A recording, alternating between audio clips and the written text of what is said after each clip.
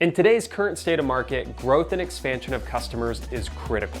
No longer should companies focus on sales at all costs, and growing your largest customers is a must. How to do that starts with clean, accurate data in Salesforce.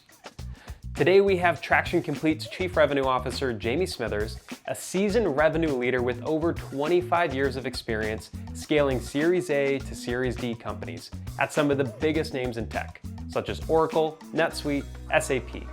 And we have Adam Brule, Head of Solutions Consulting at Traction Complete, with over 10 years in tech, with plenty of in-field experience as a seller and BDR. We're going to be diving deep into the Traction Complete platform and show how you can turn your organization into an efficient, account-based selling machine.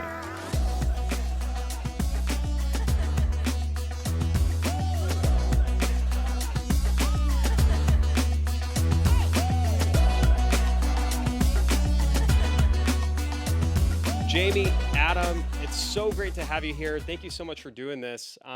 Really excited to dive into the platform, but before we even get into that, I think it'd be really good just to hear a little bit more about your story and how you found your way at Traction Complete. 25 years. It sounds old. I sound old. That was my gray hair. It's okay. Anthony, No, looking good, looking good. it's a privilege to be on with you. What a following you have and what an impact you're making on the space. So, yeah, a little bit about me. I love to win. I started in tech in 2001, after helping lead the University of Denver. Here we go. Ski team to back-to-back NCAA national titles. And it turned out somehow I got from finance into technology, and it was a match made in heaven. Similarly to how I approached my career, sports career, I thought big, set big goals, thought about strategy to execution, had strong communication, and thought about team. And as I've been in the tech space for 25 plus years, that is built, and my success has continued to build off that. I built winning teams and companies like Crystal Decisions and Business Objects as they were acquired into SAP, into NetSuite, into Oracle, and then now over the last 8 years into the startup world, kind of pre-revenue all the way into Series D. And I think the things that have been most critical to my successes, I've had plenty of failures along the way as well. But some of the key things that I'll just part, which is one, life is too short to work with people you don't really appreciate. So, work with people, amazing people that challenge you to be better, to support your career. That's similar as I think about my sports and now into the tech space. Spoiler alert to today's session. The last slide first. People, process, and technology is a winning trifecta to winning in this tech space. And last thing, just coming back from Dreamforce and being a steward to data. Data is king and queen again. Sometimes we forget about it, but now the importance of it has really come to the forefront. Outside of the tech stuff that I've learned over the 25 years, I've got a wonderful family. Also pushes me to be better. My 11-year-old is already faster than me in a 5K. My 6-year-old is almost faster than me in a 5K. So I'm blessed. I have a 11-year-old, 6-year-old, beautiful wife. And we have, when I'm not trying to chase them on the trails, we have 2 dogs, goats, chickens, animals, and we try to find balance in the mountains. So those are the things that, a little bit about me. I love it. That's a full house and a full calendar. And the expectation to be running 5Ks is pretty good too. I have two little ones myself at home, expecting a third, so our house is going to be pretty full too. And yeah, I think you mentioned sports. I think we don't realize all the little things we're learning along the way and those other life experiences that are so applicable to what we're doing in the business world. And so I want to encourage my kids to be in sports and everything too, because you learn so many life lessons that are applicable across the board. So, but that's amazing. Sounds like a credible career and segueing into an ability to really help Traction Complete get to that next stage of growth too. That's right. Adam, how about you? Do you have any goats or chickens? Well, yeah, in there, I'm a dad to an 18-month-old girl, so that's keeping me very busy right now. Two other things about myself as well. Cricket is my favorite sport, and I'm a huge Lord of the Rings fan. Very passionate about journeys and achieving goals, and that kind of feeds through into when we're talking about go-to-market operations. Been with Traction Complete for 6.5 years and had the privilege of working on the front end of the business as a BDR, working in the seller role, as well as also then working and leading our pre-sales team and specializing in helping organizations of various sizes and different industries with their go-to-market processes and really that focus on automation to get those outcomes that we want to have. And so that's where I kind of fit in. And thanks for inviting us to be here today. Absolutely. Thank you both for being here. It's I think we're gonna have some fun going through everything. So I I know Traction Complete has had not the typical tech story. I would say it's had a very unique way of growing into the amazing organization it is today. I think before we hop into tech, just kind of hearing that story arc of how Traction Complete got to where you all are today would be really great for our audience to hear. Yeah, it's well, so I've followed him. So my original boss in technology in Denver, Colorado, was one of the founding co-founders of Traction on Demand. So if you follow Traction on Demand or have heard of Traction on Demand, it's a wonderful success story. In less than a decade, they went from 2 employees with a big idea to help drive better efficiency within the Salesforce ecosystem. They grew to 1,400 employees and worked on some of the largest brands, most notable brands, and influenced them. And they also had this big vision to impact and start product companies out of the consulting arm. And so they started to drive efficiencies out of that and realized that things could be productized. And they had a front row seat to see all of the inefficiencies that were happening, and then started another company. So they out of it, they started 5 companies, and they sold to Salesforce a couple of years back. And one of the best gems that was born out of Traction on Demand was Traction Complete. And we're in this unique position, and I'll get into, maybe I'll pop up a slide as well here in a second, but we're in this unique position now, given the years and decades of or decade of focusing in on Salesforce implementations, of understanding that complexity and having people like Adam, who is so intimate to know all of the ways to solve for revenue operations and the go-to-market that people are trying to now. And it's become that much bigger, as you've seen over the last few years, as money is harder to get and people are looking for efficient, sustainable growth. They're not in the let's just add capacity and figure out how to solve it from that perspective. It's how do I have the right technology, the right systems, and the right process to win in today's market. So Yeah, and I think that mindset died a couple years ago, and I don't think it's coming back for a long time. And hopefully, it doesn't come back because I think it I think it actually ruined a lot of really good companies. Um, and there's a few companies that could have done really well if they focused on the fundamentals and grew efficiently. So the mission of Traction Complete, out of this great journey born with Traction Complete, is really to help the lives of revenue operations teams by reducing the complexity in data in Salesforce. I love this because it's specific, it's personal. And I had a mentor early in my career talk about, you don't sell technology, you sell careers. How do you help people advance in their career?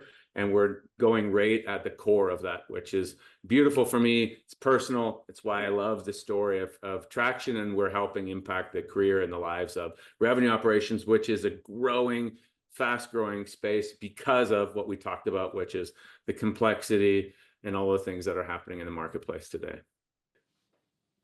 Love that, and definitely resonates with us here at LeanScale. And I know we've partnered with a few engagements, and you have definitely helped improve the lives of some of our revenue operations consultants. So we're a big fan of the mission and really excited about what you're doing to accomplish that mission too. So we have a lot of listeners that have different types of go-to-market motions, whether it's sales-led, product-led, eco-led, and I'm just curious how you think about assisting those different growth motions and what Traction Complete is doing for people in those different type of environments. Yeah. So there's as we think about the growth journey, so I've been through several of these, as you mentioned in the intro. They're all a little bit different. They're all unique, and there's also a common thread through all of them, um, which is it doesn't get any easier. And data is through it. But let's say you're on the first part, it's growth. You're in early stage. You're thinking about rapid growth. You're thinking about your ICP. You're thinking, product market fit, and how do you grow, if you will. As you move from Series A and Series B, it's even acceleration. You now maybe have more than one product that you're selling, so you're trying to do cross-sell and upsell. How do you retain the ones that you just got? And then how do you ultimately, as you also talked about, how do you grow the ones that you have? And then the third one is just expansion. We're hearing a lot of that. How are you going up market? You landed these particular clients. How can you sell more? As we talked about, doing more with less, taking advantage of the overall expansion or account-based selling. How do you be able to do that? Maybe one of the ways that they're trying to solve that is by acquiring additional companies and bringing that in ultimately to sell more to your existing install base or additional products. So these are all the journeys that we're seeing that are happening. The big thing that comes in, as I'm going to hand it over to Adam, is to talk about what is getting in the way of some of these stages, if you will. And you've seen all of these stages.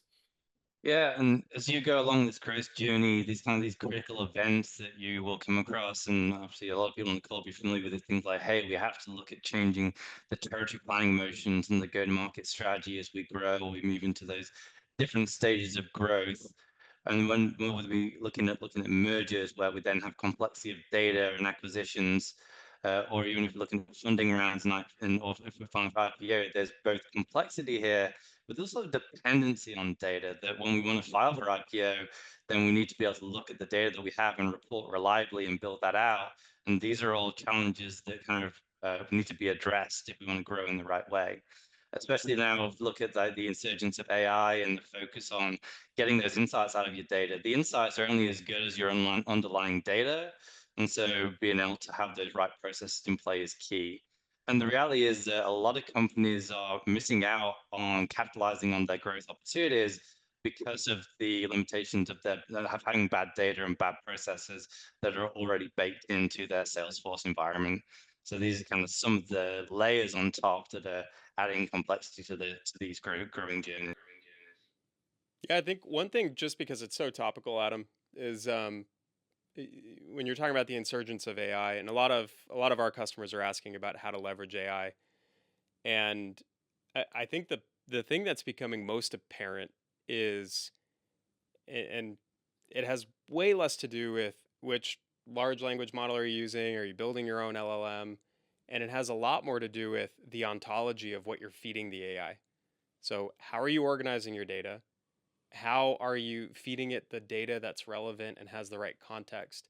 And then what is your prompt engineering strategy for extracting the right data for the right use case? So AI is essentially useless if you don't have your own data organized and categorized in a way that can meaningfully empower the team. So before you start thinking about layering in AI and hopping on the AI bandwagon, you really have to get your data in order first. For sure. And when you think of AI, that ultimately we're looking to make decisions out of that data, then like the data that's going in and then the intelligence that's coming out, there has to be a kind of a clean process if we're going to make business decisions based off of that. Right. Absolutely. Yeah, for sure. And then kind of diving into a little bit to that kind of growth stage and really thinking what are the things that companies are doing to support that growth. And that's things like we're adding headcount, we're growing the BDR and the SDR team, we're adding AEs, we're getting those teams to go out there and go hunt those target accounts in our ICP. Marketing is driving more lead volume with campaigns, events, a focus on ABM, as Anthony already alluded to, as well as looking at intent to really get the right leads and the right prospects into Salesforce so our sellers can really engage and grow the business. But then when we start to do that, then what that is layering on top is then this complexity of now we have current customers, we have open opportunities, we have duplicate data based off of all this new data that's coming into Salesforce, and then that leads to issues around account conflicts. That there's risk factors around having more than one rep speaking to the same customer or the same lead. We have current customers, and we don't want our BDR team reaching out to current customers not knowing that they're current customers. And these are all challenges that I would like to think of as kind of growing pains that we want to grow, but then there's kind of pains that come associated with that we have to manage, and these challenges are kind of an inhibitor to kind of that growth if we don't address them. And the things that I'm hearing there is like two things. One is people on the reality piece, executives are wanting to achieve more with less. They're wanting to move up market. They're wanting to increase net retention. They're wanting to reach rule of 40, and all of it, like they can have the right people, maybe the right process, but some of the process and tech are not quite there. And like there's a common denominator there, which is like data, as you just alluded to, Anthony, of like garbage in, garbage out. And CRM by nature is not the governance is that people use it, and so then you have to, like, how are you actually governing it? And you need to make sure that you have the right data management model there so that you can take advantage of orchestration and engagement layer tools and AI to help feed the model, if you will. So those are the things that it's coming through, and people realize they have tons of gold in Salesforce, but they need new ways to get it. And it's not super sexy. It's just, let's take care of the data side of the equation, and then you get to take advantage of all of that. And oftentimes organizations kind of win at all costs, as you said, and then they get stuck. There's actually a lot of Frankenstein companies that are kind of stuck, and they haven't grown, and they haven't figured out how to grow, and they actually need to, like, they're thinking about what do they need to do with their instance, and they're taking 2 steps back when they can sustainably grow and put the right systems and get governance and process in play now that allow them to win at each of the stages as you go through. I wish I'd known that myself earlier in my career as well. Yeah, me too. We've dealt with our fair share of Frankenstein instances and trying to resurrect something back to something that you can even, recognize. But no, it does turn into a very difficult beast to handle once you get to a certain stage if you haven't cared for it. And the problem only gets bigger and bigger as you continue to grow.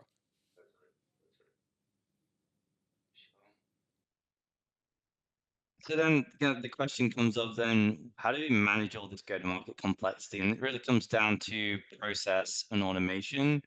So where our platform fits into the equation here is cleansing data. We would be able to both clean up data en masse, but also proactively manage data. That as new data is coming into Salesforce every day, all the time, we have more leads, we have new accounts being created, we have new opportunities. So to be able to manage and deal with duplicates and cleanse data on an ongoing basis is critical to kind of supporting that process. But then also connecting data as well, that if data is not connected in the right way, this is where we miss the opportunities to understand the context of data when it's coming into Salesforce, whether we have leads coming from current customers, or we have open opportunities, or we know that we're getting leads from accounts that are part of our hierarchies or complex accounts. Being able to understand that comes to be able to connect that data in Salesforce. And then ultimately to orchestrate that once we have that clean data, we've connected it in the right way. How do we then build out the rules and the automation to make sure that we get the data to go into the right places, that we're assigning leads to the right people at the right time as quickly as possible, that we're making sure that accounts are owned by the right people and things like that. And this is all part of the automation that we need to drive to support the go-to-market operations as we grow as an organization. Yeah, it's a big challenge, especially some of these areas where I see lead to account and hierarchy based matching. Those are not simple problems to solve. Let's dive in. Let's see how you guys solve it, and let's see what you guys do. For sure. Excellent. Can everybody see my screen there? Looking good. Looking good. Brilliant. So where I want to start is with leads, and leads are a critical part of the go-to-market process, really both for growth, but also for data hygiene. That when you think of leads, they're unqualified, unvalidated data that's coming into your Salesforce. You have leads coming from events, from manual creation from your users. You have web forms, and you get great leads from your target accounts, but you also get some junk. Like as a former BDR, I remember I actually once received a lead for Frodo Baggins from the Shire. And so that You kind must have been of excited. That must have been the best lead you've ever gotten. I was torn because I was happy from one perspective, but on the other hand, it did burn my turn in the round robin queue. But yeah, and the thing is that those things don't need to be in the core part of your database. You don't need a contact for Frodo Baggins from the Shire in your Salesforce. And so leads are a key part of protecting the core part of Salesforce and allowing you to have this process to manage this new data as it comes into Salesforce. And I think that's a great part of the design of Salesforce. But the challenge with leads is that they do have no relationship to the rest of your data. So they're not connected to your accounts or your contacts or your opportunities. And as you grow, this is where a lot of those challenges come from. That now when these leads come in, well, hey, we have current customers, but nothing tells us that this lead is associated to a current customer when we use Salesforce natively. We have duplicates. And again, there's very limited control within Salesforce on how we manage duplicates in that way. And so there's this need to be able to qualify and validate leads. And the way that we do that is through automation and through the accurate assignment, getting the right lead to the right person as quickly as possible. And that's where our product fits in to be able to do that cleansing, to do that connecting, and then orchestrate the process of how we manage once we've done that. So I want to take an example here. So let's say that in this case, we have Jessica, she's gone onto the website, she's filled on the web form, and we have, this is usually what we see as the minimum for most companies looking to put on there, that it's first name, last name, email, and company name. As we know in Salesforce, the assignment is very limited, that we can assign based off of data that's on the lead, and we can either assign to a particular user or we can assign a queue. There's no ability to do account-based assignment or the sophisticated assignment that we need to do when we're kind of growing and we have that more complexity in Salesforce. And so I'm going to talk through how our product would then support this in a different way. So I'm going to click submit there. And so then if we jump into Salesforce, we can see that now this record has been created. And if we look at the record, we can see that straight away, the company name has been normalized to Unison Industries LLC. And so you might remember that we just had it as Unison Industries. And so when records get created, when we match leads to accounts, we can actually normalize those values so that, again, when we talk about the cleanliness and the integrity of data, then we can make sure that that is consistent across Salesforce. We can also enrich this lead with data that we've matched to as well. So we can pull things like the annual revenue, the number of employees. What is our relationship with that account? Is it a customer account? Is it a target account? Is it a partner account? And this is all helpful, one, for the end users, the BDRs and the sellers, to have that context around our relationship with these leads, but also from a marketing perspective, because now we can understand not just how many leads that we're getting, but what type of leads. Did we run a marketing event and we found that actually 80% of the leads were from current customers when the goal was actually to drive net new? But if we're not able to connect leads to accounts in the first place, we just know that we have this volume of leads. And this is where that connecting data and then orchestrating and enriching is really important as part of this process. And so when we match leads to accounts, we're actually creating a relationship in Salesforce. We're filling that gap between where leads are not connected to accounts. We're actually creating that relationship. So we can see here that we're connected to the Unison Industries account. We can see that Zach is the owner, and we actually have an open opportunity. But accounts is not the only thing that we can match to. We can actually match anything to anything as part of our solution. And so we think about, well, hey, we might want to match leads to existing leads and look at doing proactive deduplication and merging records that way to clean up Salesforce. so we don't end up with two BDRs trying to call the same lead, which is pretty embarrassing for the company if those kind of eventualities happen. Or other scenarios would be, well, hey, what if leads come in from current customers? We don't want to make phone calls to current customers and not know that they're current customers. You get that question, do you even have a CRM if you call somebody in that kind of case? It almost defeats the whole purpose of relationship management if you're not able to actually manage your relationships appropriately. And so as part of that, when we do that matching, we also bring all that data together to understand, well, what are all the leads that match to this lead? So we have this context. What are the contacts? Who are we already working with? Who's working those relationships? Are there open opportunities or closed won opportunities? Is there even context historically from a closed lost opportunity that if as a BDR, you call somebody and you said, hey, we had a previous relationship, the quality of conversation is a massive driver of conversion. And we're going to talk about this a little bit about speed to lead. But once you've actually got somebody on the phone, that context, that quality of conversation has such a big impact on your ability to convert, create opportunities, and hence drive growth within Salesforce. And as you kind of look to go up market and that complexity grows, well, then you might need to start looking at like enterprise relationships. How does this company fit into the context of larger accounts? And so if we look at Unison Industries is actually part of General Electric. And so now we're looking at another part of our platform, which has the ability to automate account hierarchies in Salesforce and bring that visibility to your sellers and to your go-to-market teams so that they can understand not that just Jessica's from a 600-person company, but that she's actually from a manufacturing company that's part of this larger enterprise. Do we already have a relationship at that level? Do we have things like MSAs, or are we looking to try and sell more strategically to this account?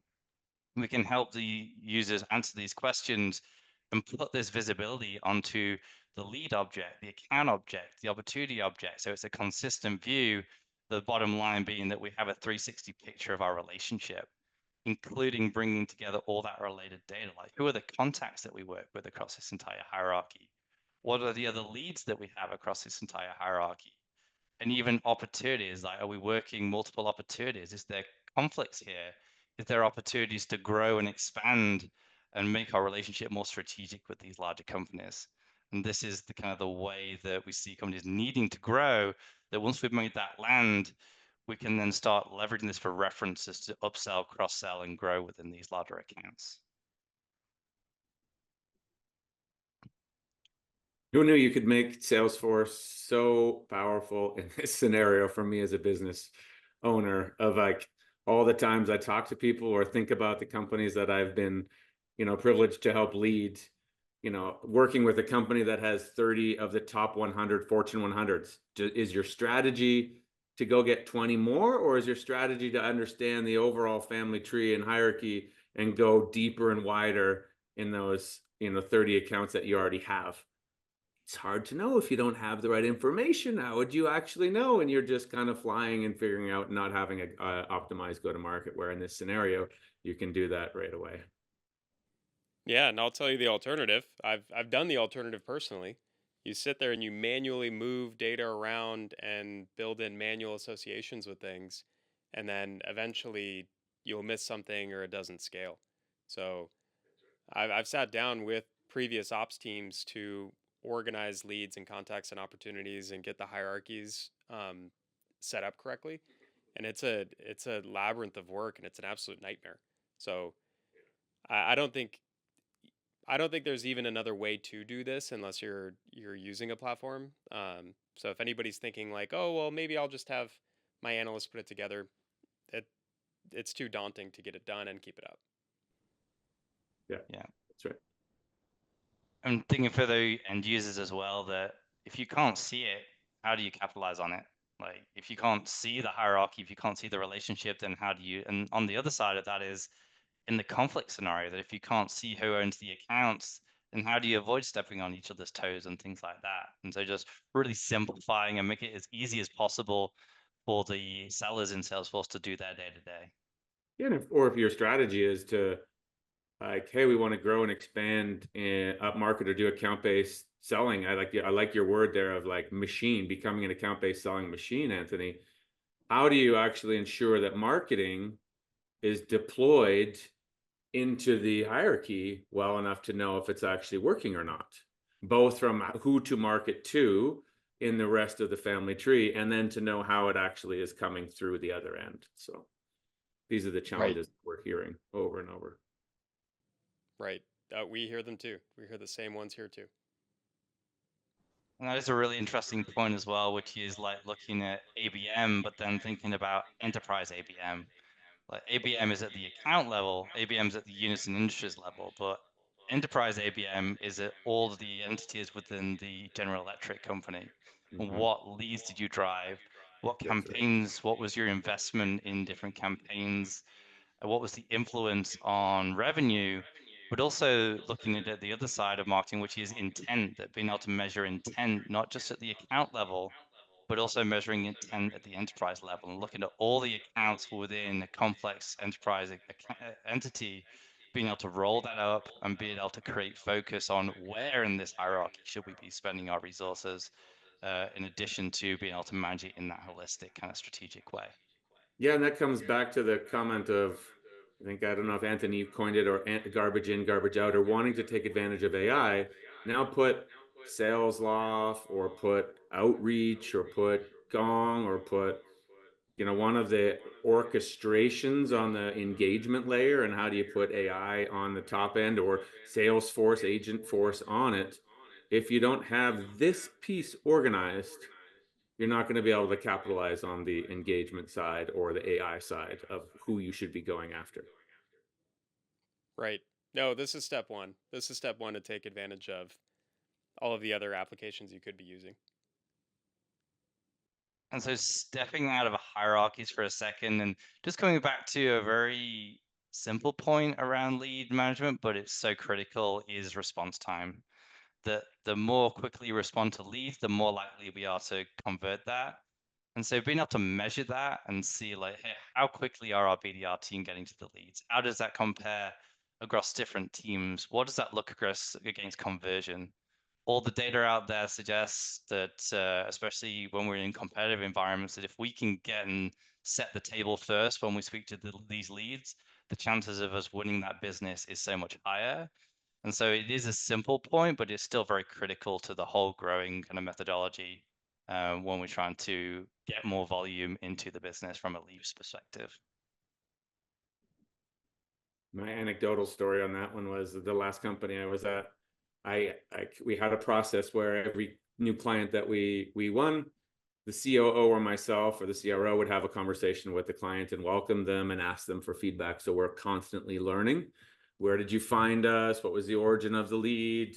What was your experience? What was your first experience? How was the sales process? What could we do better? All of those things, constantly trying to improve and just be a little bit better on each of that journey.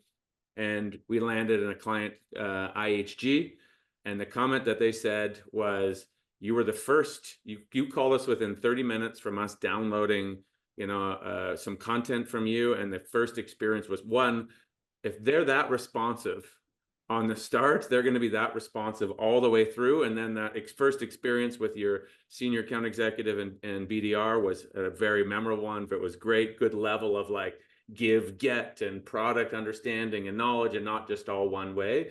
But it was you responded within 30 minutes. And I was like, Right. Yeah. If you can't expect them to respond to leads and potential opportunities, how do you expect them to deliver on everything else that's so hard to do?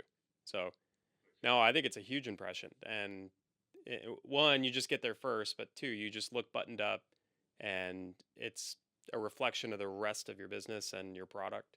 So, I think it's incredibly important, and to have it up front and center for everybody to see, I think is great. Yeah. And what we've touched on is kind of the front end experience here and thinking about like that. How do we cleanse the data? How do we connect the data? But then how do we build out the rules? How do we orchestrate the processes to achieve our go-to-market outcomes? And this is where within the product you build out what I like to think of as the journey of what happens when a lead comes into Salesforce. And I will make the call out here is that one, our product is 100% native to Salesforce. It lives completely within your Salesforce environment. So you have all that benefit of leveraging what Salesforce does best, as well as being able to manage it and scale it within there. But also we can manage processes around any objects in Salesforce. So not just leads, it's your contacts, your accounts, opportunities, cases, even custom objects. And so we're focusing on leads right now, but as we all know, there's a lot of other objects in Salesforce that go to market is critical to, and they have equal requirements around to be able to connect that data, to be able to build processes to notify, to manage that in the right way. And so how this works, if you look here, the gray circle here it represents when a record gets created, when a lead comes into Salesforce. And then we determine, well, what are the actions that we want to take as a result of that? So it could be, well, hey, if this record is a duplicate, if it's a duplicate lead, what do we want to do in that scenario? Do we want to do things like create a task and assign it to somebody to manage that process? Do we need to notify different users, be able to use things like email notifications and Slack notifications, and not just sending a notification of like, hey, you got a lead, but actually giving them true context of why they received that lead and what action should they be taking as a result of receiving this lead. And then manage duplicates proactively. And this is where we're talking about that cleanse that, like, yes, we can go and do a mass cleanup of our Salesforce environment, but if we don't implement processes and orchestrate processes on an ongoing basis, we're going to be in the same place in 12 months, 24 months, and we don't have to. How do we operate in that type of environment? And so what we can build in is ongoing maintenance of the data. Be able to say, hey, what does a winning record look like? But then also doing things like field by field data retention, which is so important when we think of things like GDPR and Castle, that if we're merging records together and somebody said, do not ever, ever call me again, we should make sure that we prioritize that value. Otherwise, we're exposing the organization to risk from a legal perspective. But then also thinking of things like, hey, people fill out web forms and they give us great granular details on what they're interested in. If we merge two records together, we're going to lose that rich information about what they were interested in the first place. So it's doing things like prioritizing data, doing things like concatenation and concatenating values so that we don't lose the important data.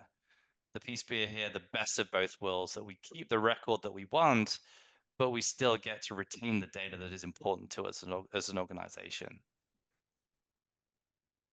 And then as we go through and we think of the complexity that even smaller organizations have or growing organizations have, when we match to accounts, do we want to look at, well, hey, are there open opportunities? And it might be matching the data deeper. That do we need to match to the most recent open opportunity and actually understand what type of opportunity that is? Is it a renewal opportunity? Is it for a particular product or something like that?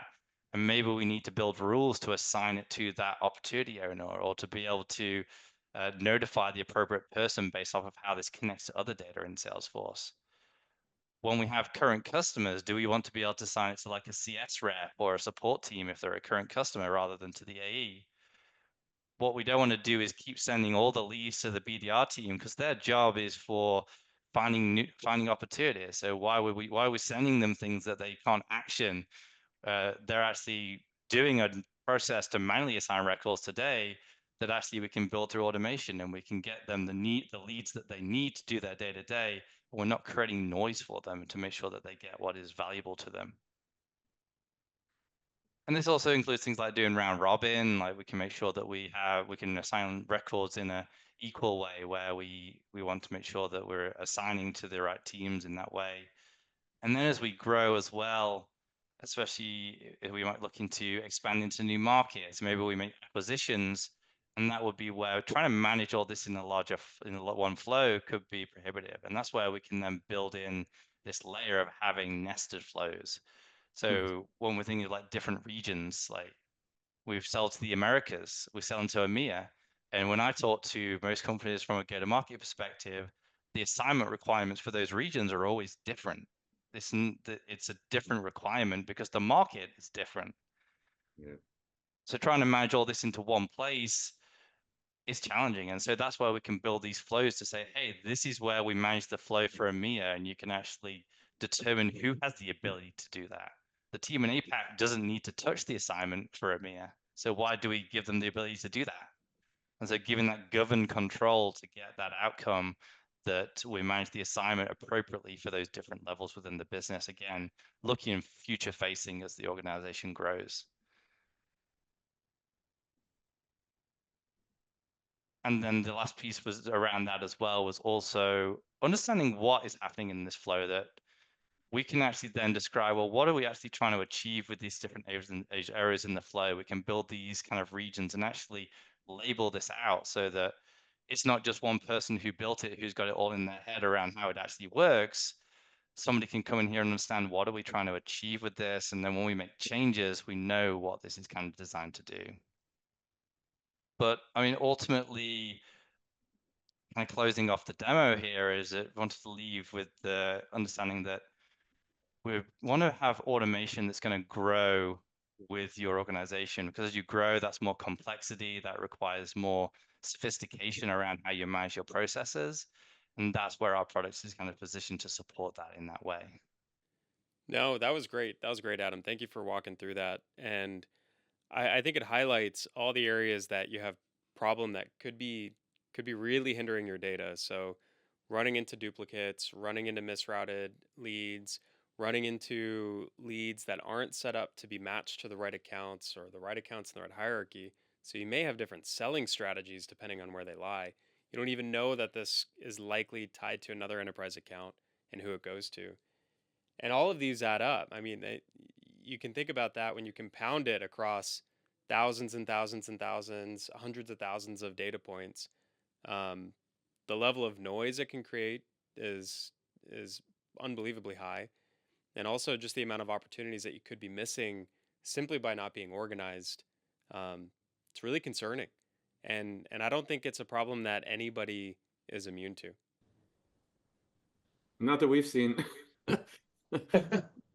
Maybe our Yeah. customers, but even still, like, it's still challenging, right? Like, that's the reality. It's, you have a system of record that is also a system of engagement that is meant to, you want BDRs and sellers to use it. And so you either like tighten it down so much that then nobody actually uses it, or you open it up too much. And then you have lawless, Yeah, order. you got to strike that balance between Salesforce being the Wild West and not being a police state, because then nobody uses Salesforce. And so finding that happy medium in the middle, and the way to do that is through automation on the back end. Yeah, and having the right, we call it data stewardship here at LeanScale, and trying to drive a culture of data stewardship, because it's something to be steward at all times. And like you mentioned at the front end of the demo, it comes down to the people, the processes you have in place to steward your data well, and then the tools and technology to help you do that in a scalable way, because you can't expect people to be doing this manually. I think it's incredibly important to do.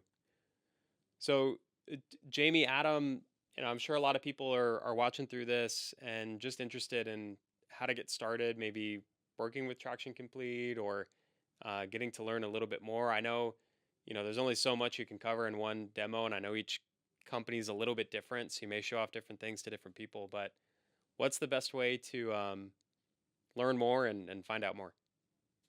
Well, yeah, that's a great way to close. I got a couple things here I'm going to show you that I think this is a perfect segue for us here.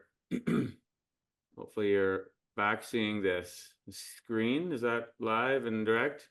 So how to get started. So we have our solution. So what Adam just kind of, shared with you is, cleaning, connecting, orchestrating. He's a magician, making it look all easy. And we have an amazing team that's being able to do that with expertise in this space. But that's what we have. So you can, depending on what you're trying to do, engage with us, and we'll consult with you some of the best practices. Some organizations are Frankenstein, and they have, they're on that maturity curve. They've tried to redo and redo and redo, and they're almost at the point of like Control Alt Delete and start a whole new instance.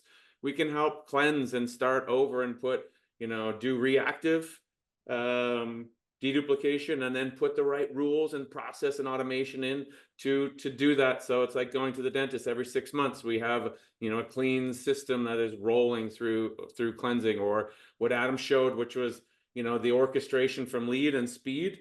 You're spending money, we're starting to spend a bit more money, or you wanting to make sure that you're spending the money on the right things. Let's make sure that lead process is flown and automated. To a, you know, a massive opportunity if you're going account based up market, and that's a key critical piece, and you wanting to sell more to your existing customers and you want a visibility, tap into us. We'll help bring that visibility to life through hierarchies and automating that process. So we can do all of that with you, and you'd be in great company. Some of the best brands that you can see, from startup ones at the start of that journey, rattles that are like growing like crazy, early Series A, Series B, to ones that are moving through the process like Sentinel One that are growing like crazy, to household names of Zoom and Asana and Verizon that you use on a daily basis. They're trusting us. They're trusting us to bring their go-to-market to life and to remove some of those pains and that complexity forward. So that's the things that we can do. Reach out to us. We love data. We're passionate about it, and we're experienced, and we've got 10 plus years from the traction on demand days. And the people, the Salesforce people we talk to, like, you're the smartest people in the room, says you know our system and how to optimize it. So we're going to be able to do that. And then you pair it up with people like yourself. So now you have the technology, you pair it up with the people and the process that you have there, and then you bring that forward, and now you really have the full orchestration where you can really drive this forward, where technology, people, and process really ultimately do it. So reach out to you guys. We've done multiple mutual engagements together. Reach out to us directly, if you will. We are always giving. We love giving. So we have some parting gifts, if you will, Anthony. So a couple ways that you can get a hold of us are two ways. One, whether you use us or not, we recognize there are other vendors that are in the lead space, that we're unique and we're different, and we're bringing a couple really powerful things from our customer support team that is absolutely world-class, to natively being part of Salesforce, if you will. But whether it's us or not, there's a great asset. Get educated on it. It's your career. How are you optimizing that speed to lead and making sure that your dollars are spent well in marketing, and that the machine is working, if you will, from that process? Two, follow us on LinkedIn. There's a great post that we had specifically from our CTO. He spoke, he had standing room only at Dreamforce, specifically talking about how to get ready for AI and the data management aspects that you have. So there's content there. Follow us on LinkedIn, follow myself, follow Adam, reach out to us, reach out to you, Anthony. Get educated. We're here. We're one big community to help drive, put RevOps and revenue optimization. Now is the time for data, and to bring it all together. So hopefully those are a couple things. Adam, did I miss anything there? I think you had everything on point there. Yeah. Yeah. I love it. I love it. And as I mentioned, we're huge fans of Traction Complete, and you all have been amazing partners to us. I think we've really been able to step up our engagements and the value we've been able to deliver to our customers. And I know anyone, whether they're LeanScale customers or not, of course, can get incredible value out of the platform. And I just love what you're doing. I love the mission. I love that it's about people too, and it's still tied to that. And I think it does take an entire community to get these organizations to a point where they can grow sustainably, grow efficiently, and ultimately achieve their missions and what they're trying to solve for. So I can't thank you enough. So Jamie, Adam, thank you again. And I hope this isn't the last time that the LeanScale audience gets to hear from you. You know, when there's big news, big releases, new things you're doing, we'd love to have you back, and would love to share it with everyone who follows us. 100%. We're all in. We really appreciate the opportunity. Definitely. Thanks, Jamie. Thanks, Adam. See you next time.